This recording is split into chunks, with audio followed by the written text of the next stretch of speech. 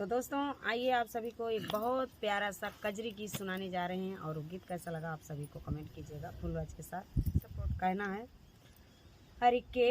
करयास घरी सावन माँ पिया मोरा गाए परदेसवाना किया करयास धरी सावन माँ पिया मोरा गाए परदेसवाना हरियर पेड़ की डाली बोले हरियर पेड़ की डाली बोले मोर कोयल मतवाली ना रिम झिम बूंद पड़ई आंगन माँ पिया मोर गए परदेसवाना रिम झिम बूंद पड़ई आंगन माँ पिया मोर गए परदेसवाना दादुरे संग पपिहरा बोले दादुर संग पपिहरा बोले पूरवा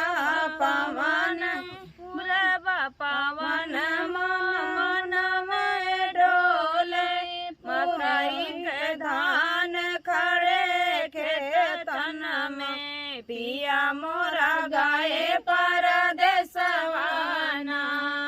मकई के धान खड़े खेतन में पिया मोरा गाए परदेसवाना के करयास धरी सावन में पिया मोरा गाए परदेसवाना किया कर पिया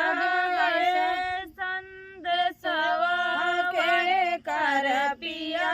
गए संदेशवा वहीं तक पहुँचे हमारा संदेशवा के कर पिया गए है परदेसवा वहीं तक पहुँचे हमारा संदेशवा पिया जी के ध्यान धरूं चितवन में कहिया कटे कलशवाना किया कर ध्यान धरी चितवन में वहीं तक पकाए कलशवाना किया कर आस धरी सावन में पिया मोरा गाए परदेसवाना। तो भैया हो गीत कैसे लगा सबका कमेंट करके बतावत जाइए और अच्छा लगा है तो लाइक शेयर सब्सक्राइब जरूर करें।